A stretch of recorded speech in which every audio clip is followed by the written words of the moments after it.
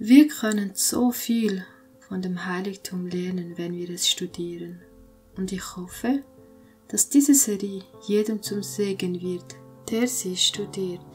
Und was wir auch noch durch das Heiligtum lernen können, ist, dass zum Beispiel unser Körper auch Gottes Heiligtum ist. Und genau das ist unser heutiges Thema. Lasst uns also beginnen. Wie wir bereits wissen, gibt es vieles in der Bibel, das wir nicht verstehen könnten, wenn wir nicht das Heiligtum kennen würden, weil eben oftmals die Sprache des Heiligtums gebraucht wird. In 2. Mose 25, Vers 8 sagt Gott zu Mose: Und sie sollen mir ein Heiligtum, ein Tempel machen, dass ich unter ihnen wohne. In Korinther 3,16 lesen wir: Wisst ihr nicht, dass ihr Gottes Tempel seid und der Geist Gottes in euch wohnt? Ihr seid Gottes Heiligtum. Oder wie wir in 1. Korinther 6,19 lesen: Euer Leib ist ein Tempel des Heiligen Geistes. Unser Körper ist also Gottes Tempel. Auch in 2. Korinther 6, Vers 16 wird uns gesagt: Was hat der Tempel Gottes gemein mit den Götzen? Wir aber sind der Tempel des lebendigen Gottes. Wie denn Gott sprach: Ich will unter ihnen wohnen und wandeln und will ihr Gott sein, und sie sollen mein Volk sein. Wir sind der Tempel des lebendigen Gottes. Ist uns überhaupt bewusst, was das heißt und was das für eine Bedeutung hat? Wenn ich also verstehen möchte, was das bedeutet und wie mein Körper eigentlich funktionieren sollte, müssen wir dazu ins Alte Testament gehen. Um zu verstehen, was gut für meinen Körper ist und was es bedeutet, dass wir Gottes Tempel sind, ist es wichtig, dass wir dazu das Heiligtum studieren. Denn wenn wir das Alte Testament beiseite lassen würden, so wie das die Mehrheit des Christentums heutzutage macht, dann haben diese Worte von Paulus hier in 2. Korinther 6, Vers 16 gar keine Bedeutung. Wir können nur dann verstehen, was Paulus uns hier damit sagen möchte, wenn wir dazu ins Alte Testament gehen. Denn in 2. Timotheus 3, Vers 16 lesen wir: Denn alle Schrift, von Gott eingegeben, ist nütze zur Lehre, zur Zurechtweisung, zur Besserung, zur Erziehung in der Gerechtigkeit. Und das, meine Lieben, schließt nicht nur das Alte Testament mit ein, sondern, wo Paulus das geschrieben hat, da gab es ja noch nicht einmal das Neue Testament. Ihre Bibel war das Alte Testament. Wenn dir nun also jemand sagen möchte, dass wir nur das Neue Testament brauchen und das Alte Testament weglassen müssen, dann weise ihn doch auf diesen Text in 2. Timotheus 3, Vers 16 hin. Mach ihn darauf aufmerksam, dass die Bibel der Apostel das Alte Testament war. Weil das Neue Testament gab es da ja noch gar nicht einmal. Es war ja erst gerade am Entstehen. Beide also, das Alte und das Neue Testament, sind die zwei, die von Gott zeugen. Wollen wir also verstehen, was es bedeutet, Gottes Tempel zu sein, müssen wir dazu das Heiligtum studieren. Daher ist es wichtig, dass wir verstehen, dass es zwischen meinem Körper als Tempel des Heiligen Geistes und dem Tempel Gottes im Himmel eine Verbindung gibt. Auch ist wichtig, dass wir verstehen, dass beide Tempel, der im Himmel und mein Körper, von Gott gemacht sind. In Hebräer 8, Vers 1 und 2 lesen wir, dass die wahrhaftige Stiftshütte von Gott gemacht ist und nicht von einem Menschen. Das ist nun die Hauptsache bei dem, wovon wir reden. Wir haben einen solchen hohen Priester, der sich gesetzt hat zu Rechten des Thrones der Majestät im Himmel und ist ein Diener am Heiligtum und am wahrhaftigen Zelt, das der Herr aufgerichtet hat und nicht ein Mensch. Und in 1. Mose 2, Vers 7 lesen wir, dass es Gott war, der uns gemacht hat. Da machte Gott der Herr den Menschen aus Staub von der Erde und blies ihm den Odem des Lebens in seine Nase. Und so war der Mensch ein lebendiges Wesen. Also beide, der Tempel im Himmel ist nicht von Menschen, sondern von Gott gemacht, und auch der Mensch, der ebenfalls ein Tempel Gottes ist auch nicht von Menschen gemacht, sondern von Gott. Schauen wir uns den nächsten Punkt an. Beide Tempel beinhalten Gottes Gesetz.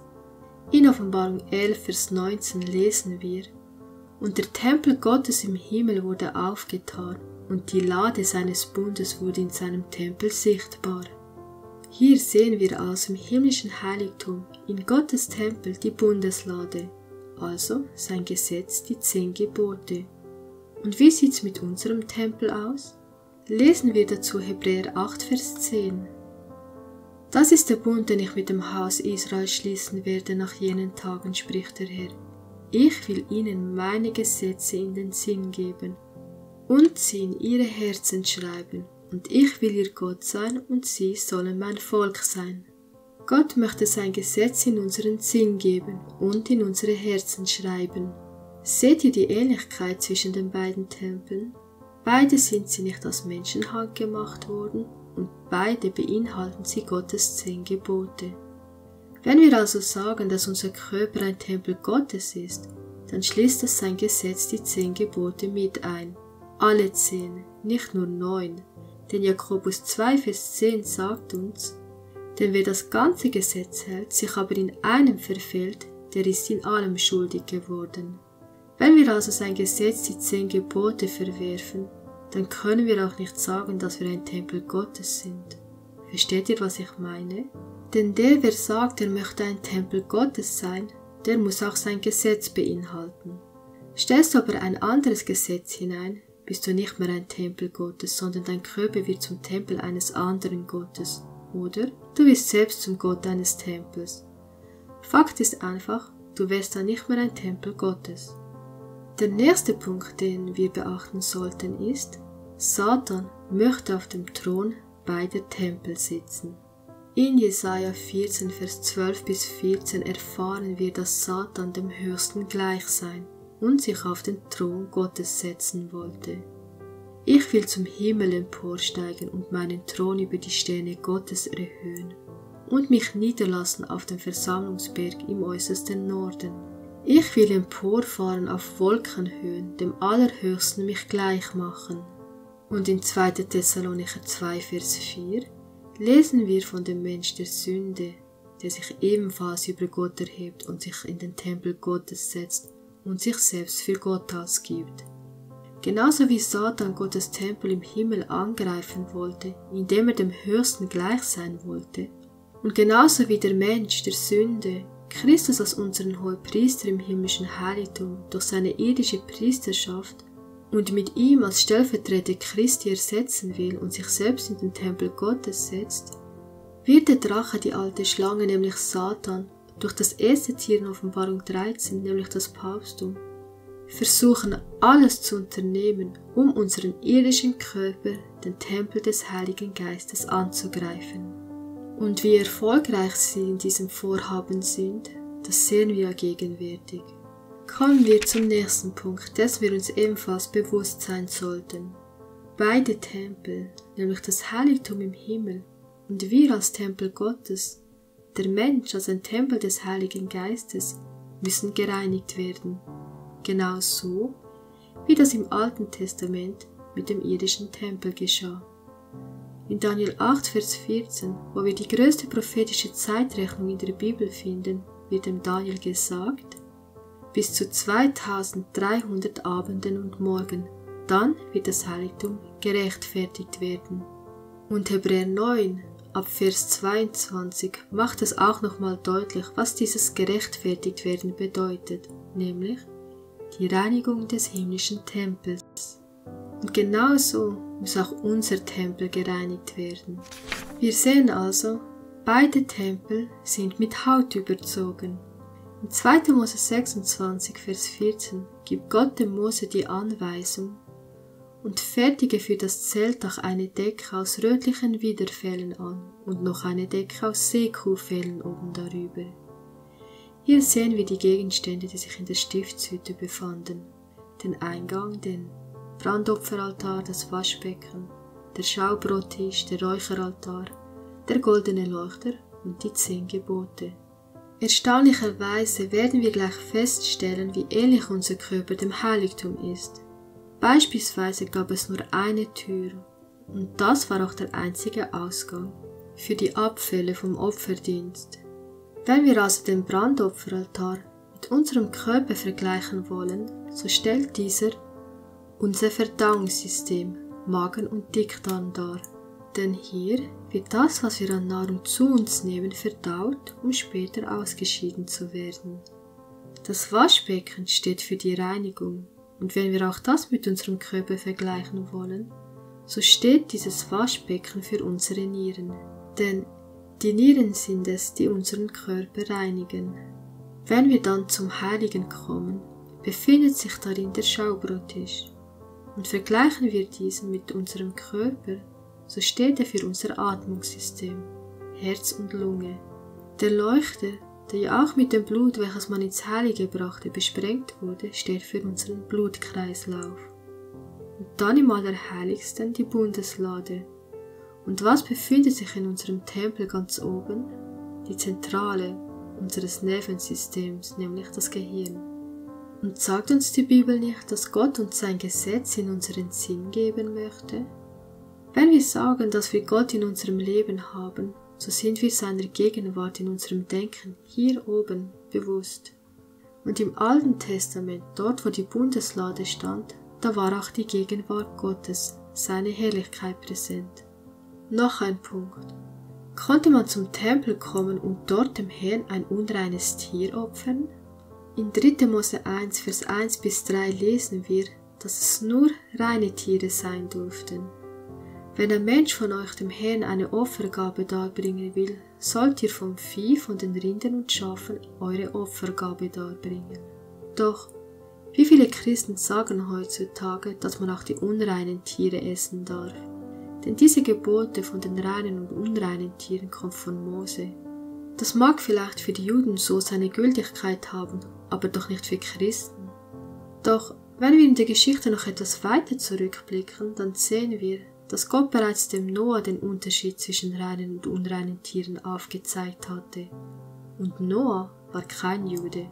Das Problem liegt ganz einfach darin, dass man den gleichen Fehler macht wie beim Zeremonialgesetz und den 10 Geboten. Man wirft alles in den gleichen Topf hinein. Doch während das Zeremonialgesetz in Christus seine Erfüllung fand, haben die 10 Gebote ewig Gültigkeit. Daher sollten wir uns fragen, wieso sollte ein Tier, das vor Christi Tod als Speise unrein war, nach seinem Tod auf einmal rein sein? Genauso die Hygienevorschriften, wieso sollten die nach Christi Tod nicht mehr gelten?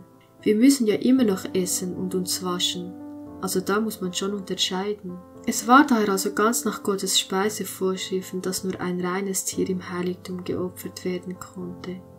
Auch wissen wir, dass mit Christi Tod am Kreuz keine Tiere mehr geopfert werden müssen, denn Christus ist mit seinem eigenen Blut als einmaliges Opfer ins himmlische Heiligtum eingegangen. Und nur so nebenbei, wenn Gottes himmlischer Tempel keine Tieropfer mehr braucht, dann unser Körper als Tempel des Heiligen Geistes doch auch nicht mehr, oder nicht? In 1. Korinther 3, Vers 17 sagt Paulus, wenn jemand den Tempel Gottes verderbt, den wird Gott verderben, denn der Tempel Gottes ist heilig und der seid ihr. Paulus warnt uns also davor, dass wir in der Gefahr stehen, unseren Körper zu verunreinigen mit Sachen, die uns schaden. Erinnert euch an Petrus, als er die Vision von den unreinen Tieren hatte und aufgefordert wurde, sie zu essen, und wo er daraufhin sagte, keineswegs, Herr, denn niemals habe ich irgendetwas Gemeines oder Unreines gegessen. Wenn also jemand behaupten möchte, dass Jesus sagt, dass wir nun unreine Tiere essen dürfen, der sollte sich dessen bewusst sein, dass Petrus 3,5 Jahre mit Jesus zusammen war.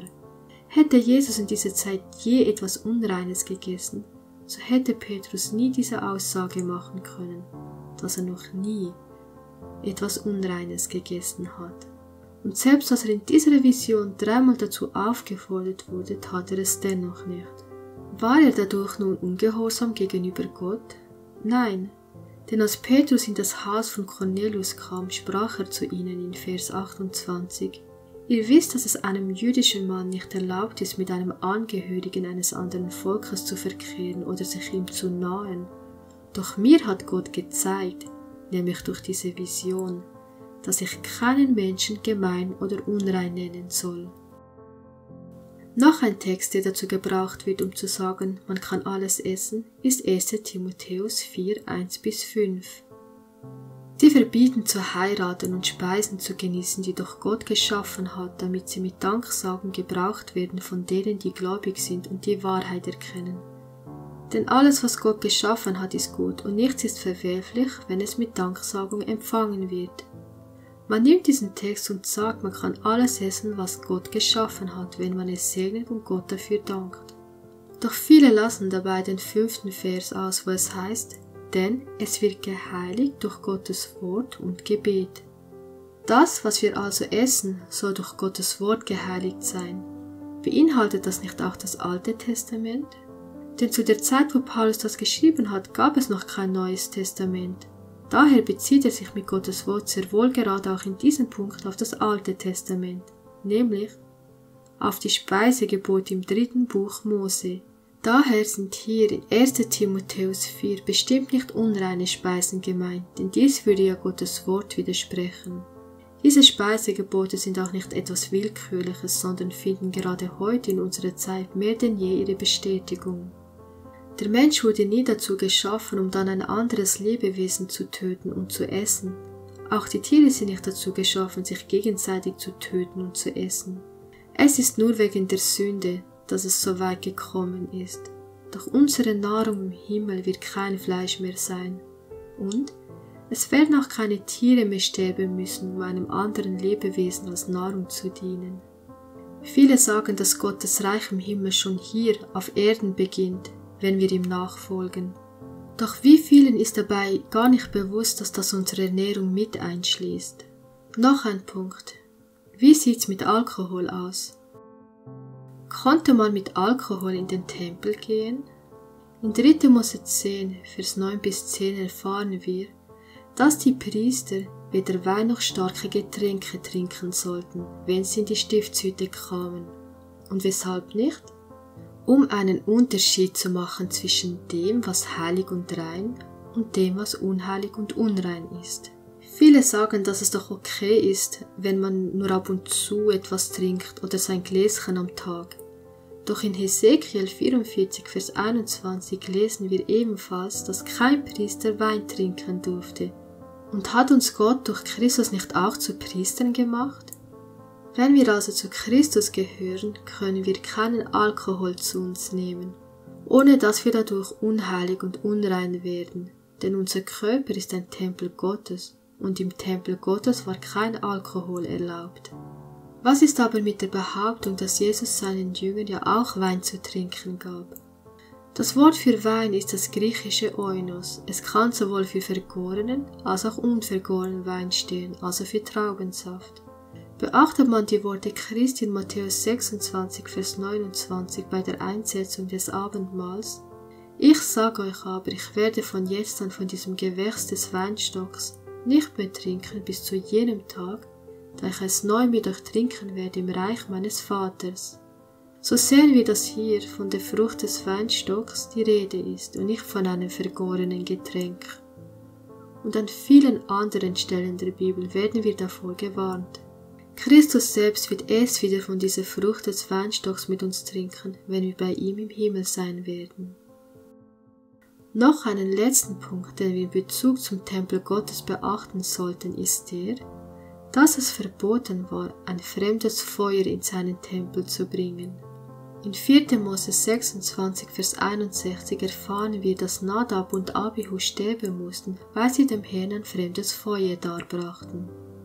Wie sieht das bei uns aus, wenn wir es wieder mit unserem Körper vergleichen wollen? Sind auch wir in der Gefahr, dem Herrn ein fremdes Feuer darzubringen, indem wir unseren Körper, der ja ein Tempel Gottes sein soll, mit etwas Bestimmten verunreinigen? Die Antwort ist ganz klar ja, nämlich mit dem Rauchen. Sagen wir also, dass unser Körper ein Tempel Gottes ist, dann werden wir es auch nicht zulassen, dass wir diesen Tempel mit Rauchen verunreinigen. Meine Lieben, Gott möchte nicht nur das himmlische Heiligtum reinigen, wie wir in Daniel 8,14 lesen können, sondern er möchte auch dich, deinen Körper, als ein Tempel Gottes reinigen. In 1. Timotheus 5, Vers 23 heißt es: Er selbst aber, der Gott des Friedens, heilige euch durch und euer ganzes Wesen, der Geist, die Seele und der Leib, möge untadelig bewahrt werden bei der Wiederkunft unseres Herrn Jesus Christus.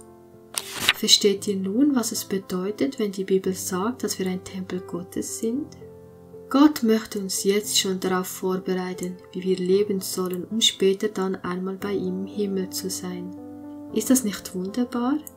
Wie traurig ist es daher zu sehen, wie viele Christen aufgrund einer falschen Ernährung und Lebensweise leiden müssen, wo Gott uns doch alle seine Ratschläge durch sein Wort gegeben hat, damit wir ein gesundes Leben führen können. Ein Leben, das für Nichtchristen so anziehend sein könnte, dass sie auch diesem Gott folgen möchten, der es so gut mit ihnen meint. Ich möchte mit folgendem Bibelvers abschließen. Wenn du der Stimme des Herrn, deines Gottes, eifrig gehorchen wirst und tust, was vor ihm recht ist und seine Gebote zu Ohren fasst und alle seine Satzungen hältst, so will ich keine der Krankheiten auf dich legen, die ich auf Ägypten gelegt habe. Denn ich bin der Herr, dein Arzt. Ich wünsche dir Gottes Segen.